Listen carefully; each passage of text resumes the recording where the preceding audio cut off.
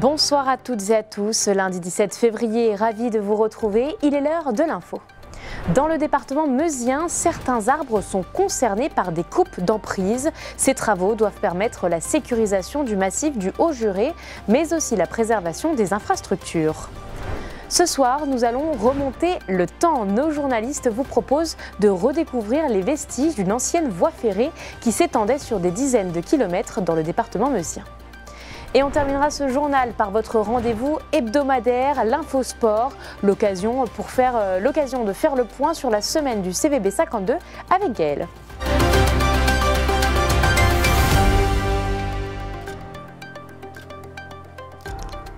Depuis quelques mois, certains arbres de la forêt du Haut-Juré près de Mauplone sont marqués par une trace rouge ou orange. Au bord des routes, ces végétaux devraient être coupés pour préserver la nature, mais surtout pour faciliter l'entretien des chemins forestiers. Le but est de simplifier le passage des camions et des tracteurs. Plus d'explications avec Léo Martin.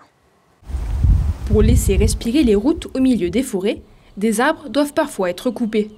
Depuis maintenant plusieurs mois, les arbres sont marqués avec des traits avant leur abattage qui va commencer en mars. L'objectif est d'entretenir les routes. En retirant ces arbres, il y aurait moins de zones d'ombre et donc moins de risques de détérioration pour les voies. Ces axes routiers sont empruntés uniquement par des camions ou des tracteurs. L'entretien des chaussées coûte 20 000 € le kilomètre carré, une somme importante. Pour entretenir la bande de roulement, donc ces emprises-là sont faites d'une part pour que la route dure le plus longtemps possible, puisque ça représente un certain coût.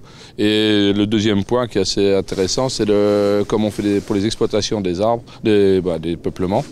Les engins forestiers, donc tracteurs, débusqueurs ou porteurs, rouleront sur l'accotement qui sera qui sera éclairé. Et ça permettra qu'ils ne circulent pas sur les routes forestières qui sont en calcaire. Pour commencer les délimitations, le dérasement a débuté. Une lame est donc passée sur le côté des routes pour enlever les différentes matières qui se sont accumulées avec le temps. Quand il pleut, l'eau ne peut s'évacuer et la chaussée s'abîme plus rapidement. La première opération qui a été faite, c'est l'arasement d'accotement. On y voit encore un bourrelet de terre qui va se tasser avec le temps.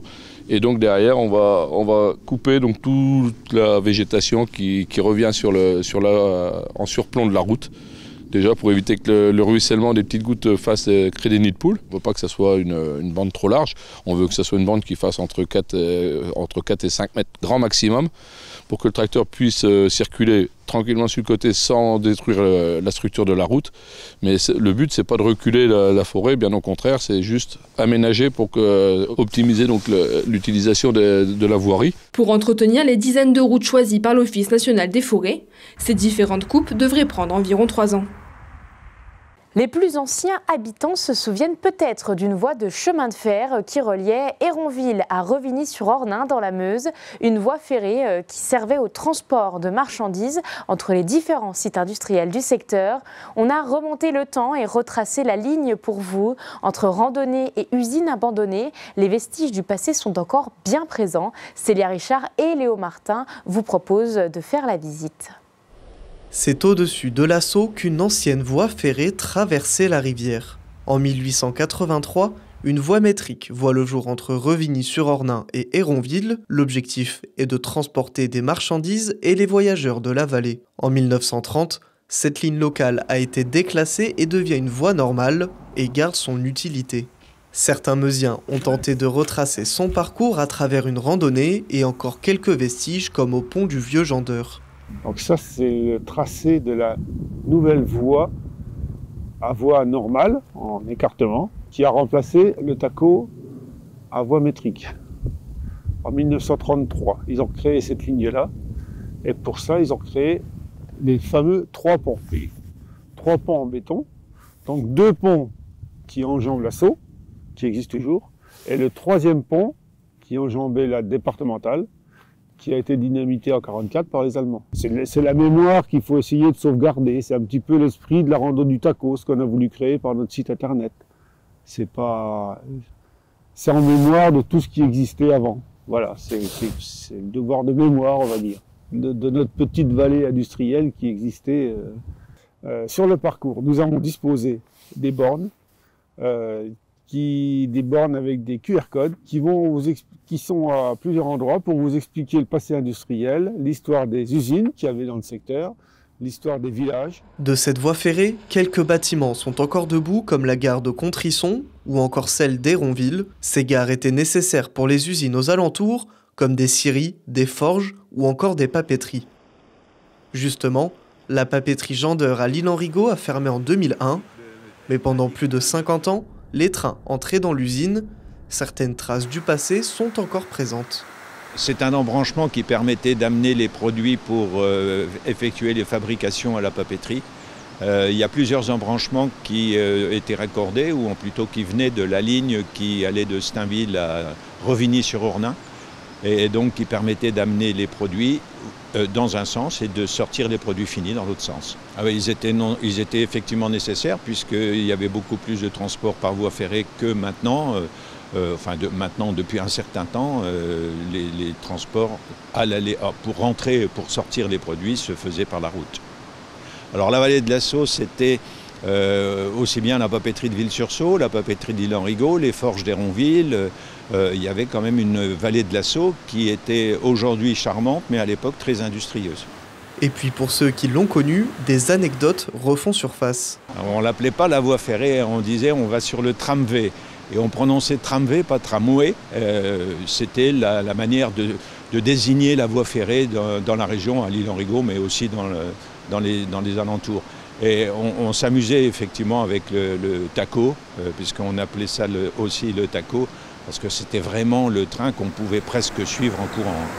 De ce passé industriel, seule une forge subsiste encore. Les rails de la voie du chemin de fer ont été démontés en 1971 par le gouvernement.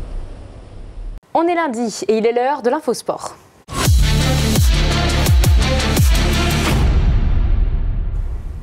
Bonsoir Gaël. Bonsoir Clémentine, bonsoir à tous. Comme tous les lundis, on est parti pour 10 minutes de sport 100% local. On va revenir sur tous les résultats du week-end. Et ce soir, on va parler de judo, de volley et de foot. Mais on débute tout de suite avec du badminton et le tournoi national de Bar-le-Duc qui a fait le plein. Oui, ils étaient 172 joueurs. C'était un record ce week-end au gymnase Beugnet. La 18e édition du tournoi du Badminton Club de Bar a été une réussite avec pas moins de 60 clubs représentés, surtout du Grand Est, mais aussi d'Île-de-France. Une belle fierté pour le club barisien qui compte 120 licenciés, dont 25 étaient en lice ce week-end. Je vous propose d'écouter le président. 170 joueurs, c'est du jamais vu. C'est la première fois au sein du club qu'on connaît autant de réussite. C'est gratifiant parce qu'on permet à nos joueurs de badminton de faire connaître énormément de diversité, parce qu'on a 60 clubs qui sont là, qui sont sur place, et 60 clubs, donc c'est des gens qu'on n'a pas l'habitude de jouer, donc on découvre des styles de jeu différents. Donc ça, c'est très riche pour tout le monde, quoi. Une belle infrastructure, un accueil chaleureux, convivial. Pas de prise de tête, c'est quand même bon esprit, l'esprit bad est présent. Voilà, on garde quand même cet esprit de challenge, de compétitivité évidemment, parce que voilà, les finales sont disputées, mais ça reste dans un esprit quand même bon état d'esprit de fair play. Et à noter que deux badistes barisiens ont remporté leur série, Louane Etienne chez les femmes et Mickaël Garcia chez les hommes. Et en judo, les filles de Marnaval ont connu une dernière un peu ratée ce week-end au championnat de France. Oui, ce week-end dans l'Essonne, les Marnavalaises ont été sorties dès le premier tour des championnats de France par équipe première division par une solide équipe bordelaise. Sur les 5 affrontements, seule Mélanie Legout-Clément a remporté son combat. Et c'était la dernière fois que ces championnats avaient lieu sous ce format-là, puisqu'ils vont devenir la Judo Pro League, un format de compétition par équipe, mais là étalé sur toute la saison, qui était d'ailleurs passé à Saint-Dizier il y a quelques mois. Et dans ce championnat mixte, Marnaval sera en entente avec Juniville. On ouvre la page foot et ce week-end, c'était les 32e de finale de la Coupe Grand Est avec 3 de nos équipes en lice. Oui, en l'occurrence, nos 3 pensionnaires de Régional 1, Marnaval, Chaumont et Éclaron. Les Éclaronnais recevaient Villers-lès-Nancy, les leaders de Régional 2, avec pas moins de 12 absents et sur un terrain à la limite du praticable. Vous le voyez, les chances éclaronnaises se sont vite dissipées. Déjà 2-0 à la mi-temps, puis 5 à la fin du match. C'était plutôt un match test où Éclaron avait déjà la tête au championnat. On écoute l'entraîneur au Marnais. Franchement, c'était même pas un objectif. On avait notre équipe réserve aussi qui jouait aujourd'hui. On a laissé pas mal d'éléments avec eux. On avait 12 joueurs absents quand même sur cette semaine, hein. Des joueurs qui étaient en vacances, des joueurs qui étaient suspendus, d'autres blessés. Ça permet de faire souffler et de purger. Donc elle est quand même bénéfique cette coupe-là, hein. Ce match, il va nous servir beaucoup pour la semaine prochaine et on espère justement faire le meilleur des résultats sur cette pelouse et prendre les 3 points. Au moins on a pu travailler quand même un petit peu, on garde le rythme aussi, l'enchaînement des matchs, ça va faire du bien et voilà, après c'est que des guerriers pour la suite, quoi. C'est la mission principale pour sauver le club. Et dans le même temps, le Chaumont FC est allé battre Saint-Mézières grâce à un but de Jessie Robert dans le temps additionnel. Marnaval, avec là aussi une équipe largement remaniée, a étrillé les Aubois de Romilly, 5-1. Le tirage des 16e de finale, il aura lieu le 26 février et les matchs, ce sera le week-end du 8 et 9 mars. Football toujours avec une belle histoire, celle des moins de 14 ans de Bar-le-Duc qui devrait participer à un gros tournoi international à Paris et il se déroule en avril. Oui, il s'appelle l'Yveline Cup, il accueille des équipes françaises et européennes. C'est un tournoi de foot de haut niveau qui aura lieu à Pâques les 19 et 20 avril prochains en Ile-de-France donc. Et les jeunes footballeurs U14 du BFC vont tenter d'y participer pour la première fois de l'histoire du club. C'est un projet un peu fou lancé par les entraîneurs de l'équipe pour offrir à ces jeunes une aventure sportive et collective aussi qui sort de l'ordinaire. On écoute l'un des coachs et les jeunes qui ont déjà des étoiles plein les yeux. L'objectif, c'est qu'ils voient autre chose que le secteur de Meuse ou du Pays Haut dans notre championnat. Alors voilà, on va certainement pas être dans les premiers. L'objectif, c'est quand même de prendre du plaisir et d'affronter des équipes qui sont au-dessus de nous, et justement pour qu'on progresse aussi. Moi, je trouve qu'ils vont être soudés, ils vont resserrer des liens d'amitié. Peut-être que forcément, avec quelqu'un que tu parles pas trop dans la catégorie, mais que tu vois tous les entraînements et que là, tu es avec lui pendant un week-end, tu le découvres aussi. Ils n'ont jamais fait ça de leur vie. Et le but, c'est que pourquoi pas dans 10 ou 15 ans, ils disent merci Romain et Jolane de nous avoir trouvé ça. C'est un rêve d'enfant et c'est quelque chose qu'on ne fera pas 2 fois de notre vie. Pas beaucoup de monde ont la chance d'y aller et qu'on est on a de la chance quand même d'être dans un club comme ça. L'équipe parisienne, ça nous intrigue. En mode, on veut savoir c'est quoi le niveau là-bas. On n'a jamais joué contre eux, donc on a envie. Il y aura beaucoup d'équipes, des grosses équipes, des recruteurs aussi. Ça tente une chance, c'est une chance. Il n'y a que ça qu'une fois dans la vie. Ça va nous créer des souvenirs entre l'équipe. Et si on parle encore au conditionnel de ce tournoi, c'est parce qu'un tel projet, ça coûte beaucoup de sous. Le club a ouvert une cagnotte participative qui s'élève pour l'instant à 300 € sur les 700 espérés. On passe au volley avec le CVB 52 qui a trébuché ce week-end en déplacement à Toulouse. Oui, la belle série de victoires en championnat a pris fin vendredi soir en Occitanie pour les Hauts-Marnais. Dans un match serré, les Chaumontais ont finalement craqué tout à la fin au tie-break pour s'incliner 15-13. Les Chaumontais laissent donc la place de leader aux Montpelliérains, leur prochain adversaire vendredi soir à Palestra. Et plus tôt dans la semaine, les Chaumontais jouaient leur quart de finale de la Coupe d'Europe. Oui, exactement, mais face aux Italiens de Trentino, une des meilleures équipes au monde, le CVB n'a pas pu faire mieux que résister pendant 2 sets avant là aussi de craquer. Je vous propose de revoir le résumé du match. Les regards dans le vide et les mines basses. Battu logiquement 3-7-1 à domicile, Chaumont voit ses rêves de qualification s'envoler. Face aux géants italiens de Trent, le CVB aura tenu 2 sets avant de craquer. Je pense qu'on a eu nos chances. Évidemment, c'est une très grosse équipe en face, et quand tu joues ce genre d'équipe, tu es obligé de produire un volley encore plus parfait que ce que nous avons fait ce soir.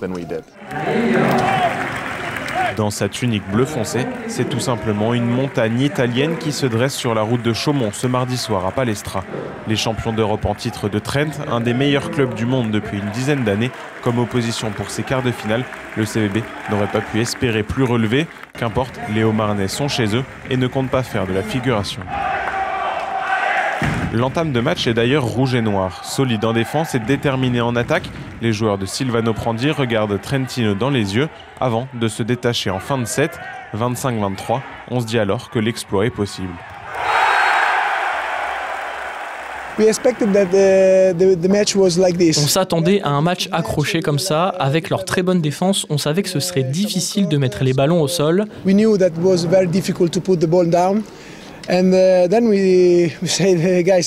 Après le premier set, on s'est dit, les gars, restez concentrés, c'est le match qu'on attendait. On est restés soudés et on a trouvé comment améliorer nos attaques et nos services. Mais face à des écuries comme celle de Trent, le souci c'est de garder un tel niveau pendant tout un match. Le second set ressemble au premier, les deux équipes livrent un volley physique et puissant. Mais cette fois, ce sont les Italiens qui finissent le plus fort. 25-21, un set partout, balle au centre. On a commencé à faire plus de fautes de service, des balles après défense pas très bien négociées avec des passes pas précises. Et du coup, ça leur a permis, eux, de développer leur jeu. Et là, pour le coup, on a senti le niveau qu'ils avaient. C'est à partir du 3e set que les choses se compliquent pour les Haut-Marnais. La machine Trentino a fini ses réglages et commence à imprimer son rythme. Sans lâcher l'affaire, les Chaumontais voient progressivement l'exploit se transformer en défaite. Le roseau rouge et noir se plie et seront définitivement 25-17 puis 25-19. David a bel et bien fini par dominer Goliath.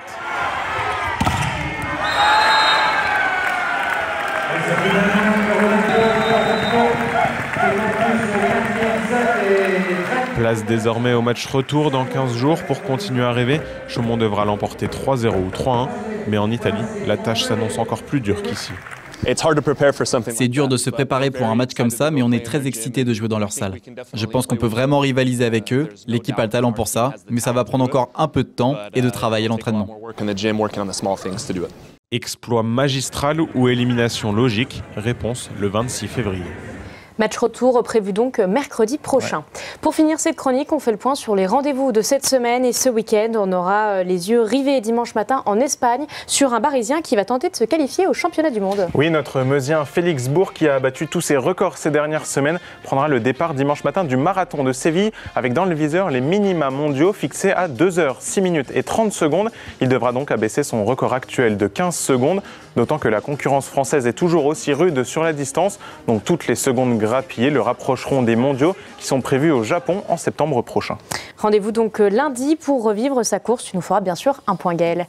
Et enfin, on repart avec du basket puisque la reprise sur le parquet Vétria. Oui, la Gauloise repart au combat pour la dernière ligne droite de National 3. Actuellement 6e, les joueurs de David Dugimon n'ont pas perdu de vue leur objectif monté. Mais pour ça, il va falloir prendre un maximum de points sur les 11 matchs restants. Et ça commence donc samedi soir au gymnase Jean-Bernard face à Saint-André-les-Vergers. Coup d'envoi à 20 h. Et tu y seras bien sûr. Merci Gaël, on te retrouve donc lundi prochain pour un nouvel Infosport. Merci, bonne semaine à tous.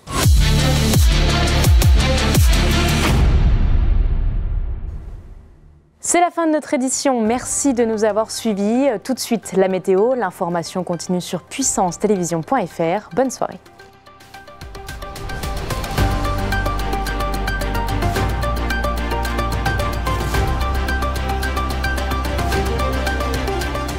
Toute l'actualité en continu à retrouver sur notre site internet et notre application mobile.